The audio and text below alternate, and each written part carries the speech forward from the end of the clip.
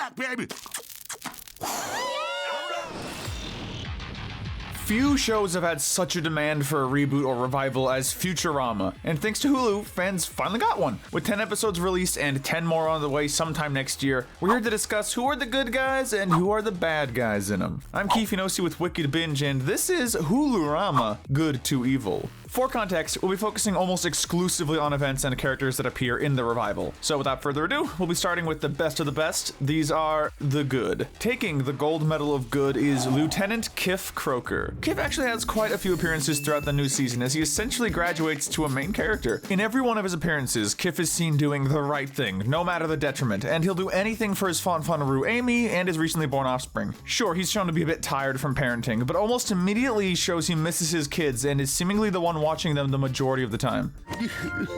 I miss them so. It's really no surprise that he's shown to help others in need at any opportunity, such as when he helps the tardigrades deal with their abusive owner. Kif is also the one responsible for Zap's rightful canceling and is a recurring cast member that never really does anything bad. Speaking of never really doing anything bad, we can't forget Kif's smizmar Amy Wong-Kroker, who's taken a silver medal of good. Amy's a major recurring character throughout the show, and she appears in almost every episode of the new season, with her most major appearance being in Children of a Lesser Bog, where her children with Kif finally come around after the events of Kif Gets Knocked Up a Notch. But I was so not prepared to be a mother. Amy spends most of the episode caring for her new children despite how much it exhausts her, and this is also where she grabs the envy medal because the plot of the episode ends up revolving around her growing jealous at how the kids seem to like Leela better. Although the end of the episode does reinforce that she still is very much their real mother. Amy's jealousy does knock her down a peg, but not nearly enough to knock her out of the top 3. Ending the top 3 is someone who's just as smart as Amy and far less envious. Taking the bronze medal of good is Nibbler. Nibbler is a Nibelonian, a species of highly intelligent aliens, and while he doesn't get a lot of time to shine, the 4th episode of the season, Parasites Regained, focuses on him. Nibbler gets parasites to start to feast on his brain, making him dumber, much to the dismay of him and Leela. Losing his intelligence starts to push him through a crisis. No,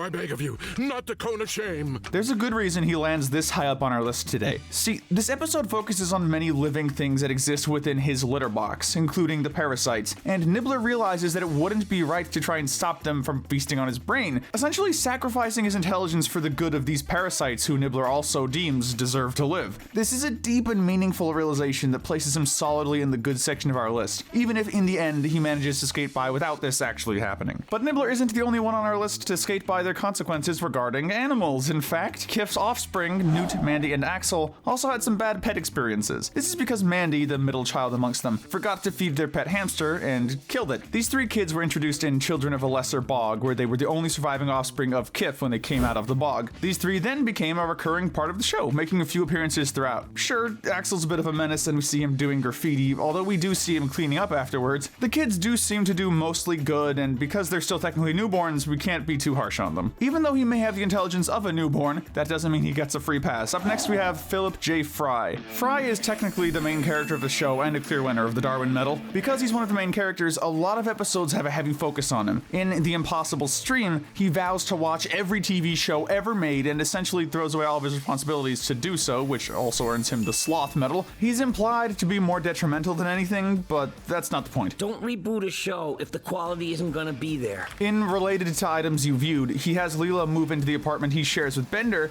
and seems to completely disregard Bender's feelings throughout. Fry does do a lot of good, however, and most of his bad actions were done out of idiocy and not out of maliciousness. Fry cares deeply for his friends most of the time, as he spends a lot of the episodes doing things to the benefit of others, especially Leela, even to the detriment of himself. Fry's a good guy at heart, but is dragged down a bit by selfishness here and there. But none of the good guys this season have been as selfish as Turanga Leela. Well, selfish might not be the best word, because a lot of the stuff she does in this season while self-serving is usually the right move in context. Sure, she does act sort of rude and annoyed throughout Children of a Lesser Bog, and she does expose the rest of the cast to Explovid-23 during Rage Against the Vaccine, despite it being quite the bad act. This actually grants her the Wrath Medal as she spends most of the episode extremely irrationally angry. However, her many good actions do outweigh these very few negative actions. In The Impossible Stream, she's highly supportive of Fry's journey, so much so, she revives a show from the dead to get him more episodes. In Parasites Regained, she nearly sacrifices her sanity to save Nibbler from the parasites. Stop those suckers! Kill them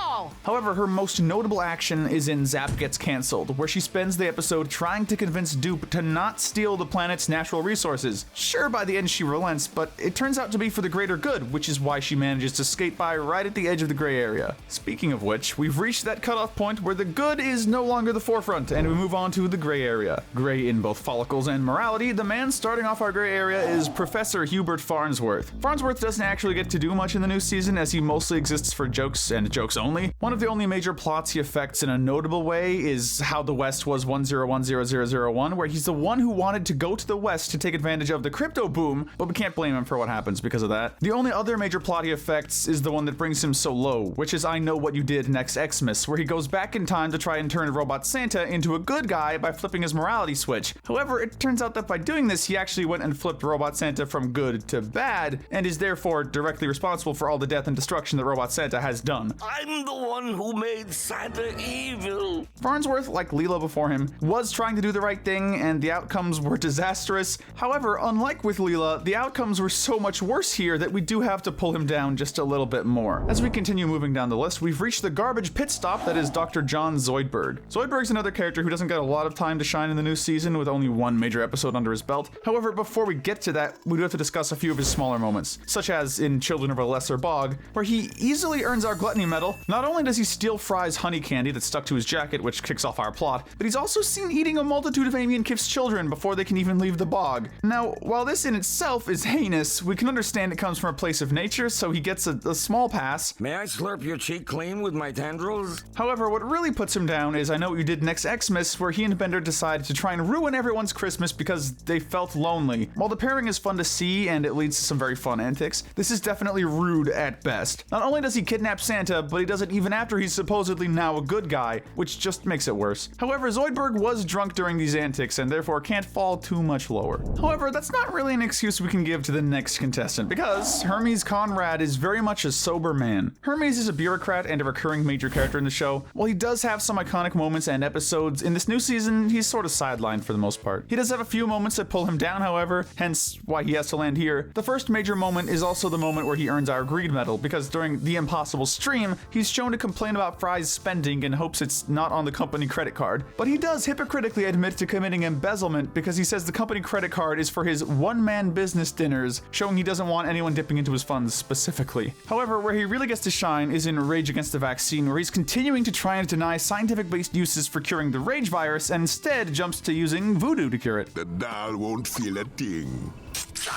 Sure, this in itself isn't all that bad, and by the end he does end up saving everyone from the virus through the use of voodoo, though the fact that he does continually deny science does drag him down a little bit more than it would otherwise. Similarly, we gotta talk about another character who didn't get much time to shine outside of Rage Against the Vaccine, Hermes' wife, LaBarbara Conrad. As already mentioned, LaBarbara only gets one major appearance, and in that appearance, she's shown to be a manipulator and a liar who also tries to stop Hermes from curing the virus. She tries to stop Hermes on multiple occasions, saying that trying to use voodoo to cure it wouldn't do anything, despite knowing that the opposite is true. She then spends the episode essentially tailing Hermes, and while she does help get the cure started, she knew damn well it would work and still tried to stop it. She's also the one who earns our lust medal because it's made quite clear that she continually cheats on Hermes with Barbados Slim, and even uses this to prove the vaccine works, which doesn't stop her from falling this low. But now we move down to the bottom of our gray area, where we see the solid steel gray Robot Santa land. Robot Santa's a weird case, as he appears infrequently throughout the series, but gets an episode all about him in this latest season, the lovely I Know What You Did Next Xmas. In this episode, we learn that Robot Santa was originally designed as a good guy and not the evil maniac we know and love today. However, he had a good/evil switch that when turned would cause him to shift to become that version. Now, that does recontextualize a lot of his actions as a problem with his programming and not a conscious choice, which of course gives him just a little bit of leeway. However, that doesn't stop him from falling as close to evil as we could make him within our conscience. But now we get to the true villains on our list. These are none other than the bad to evil. Now, despite him being a robot, we can't even use that programming excuse for our next bad boy, because Bender Bending Rodriguez doesn't really follow his programming. Bender is one of the fan favorite characters, and for good reason, as he's one of the most entertaining characters to watch. Now, you may have noticed that he ranks quite low on the morality spectrum, and that's because he does do a lot of actions that are not quite evil, but not good either. Definitely not good. He and Zoidberg kidnap Robot Santa, and I Know What You Did Next Xmas, as we mentioned earlier. He also does become quite jealous throughout the rest of the episodes, and is still shown to do many criminal actions as he usually does, such as stealing wallets or various other things. You take Amy's Venmo? Sure. Hey, Yay! However, Bender does get a small pass and doesn't fall further because of the events of How the West Was 1010001. Now, in this episode, he does do some of his usual actions, his crazy antics and whatnot, but the one big thing is his new pet, Rusty, who he spends a lot of time caring for and making sure is alright, showing a softer and more likable side to Bender. Bender isn't a bad guy per se, but his actions don't save him from falling to the bottom tier. But while Bender's actions are around the area of petty crimes at worst, our bronze medal baddie does commit more major criminal actions throughout the show, being none other than Zap Brannigan himself. Zap is a recurring character and has done many heinous actions throughout his tenure on the show, but in the newest set of episodes, he only has two major ones to speak about. His lesser appearance is in Children of a Lesser Bog, as he does have quite a few lines here, and he starts doing his harassment early as he forces Kif to manscape him.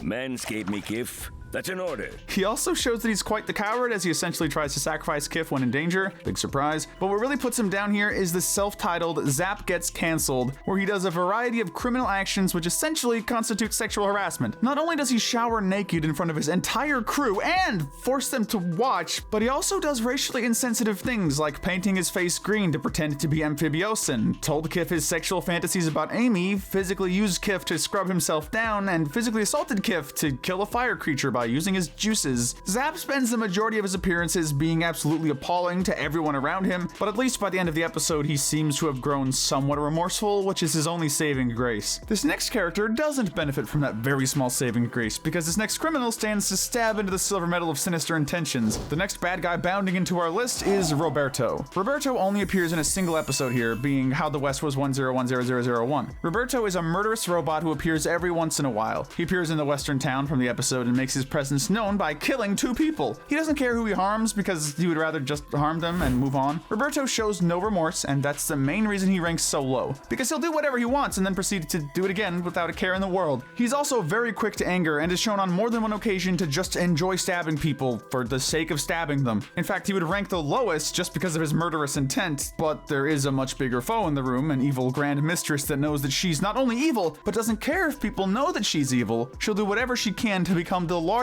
and most important woman in the room. She's not just evil, she's a monster in human flesh, none other than the owner of Mamazon, the eponymous Carol Miller, aka Mom. Mom is a corporate villain and someone who will do whatever she wants, whenever she wants, because her money makes her pretty much untouchable. Sure, she only gets one appearance in the new season, but she makes the most of it and proves she's evil, as she's the secondary antagonist of related to items you viewed. She creates Mamazon, which acts as a delivery service that essentially puts Planet Express out of business. But she forces pretty much every robot in existence to work in the warehouse. When they try to stop working, she essentially reprograms them to continue working. Not only does she essentially hypnotize every robot, but she creates Invasa, which records and stalks everyone on the planet and eventually the entire universe. When she does have the choice to turn off Invasa and save the universe from the invading forces, she chooses to not do that because she would still get all of the money. She is more than willing to let everyone die because in the end, it was always about money for her and her pride, which of course earns her the Pride Medal and solidly places her at the very bottom of our list.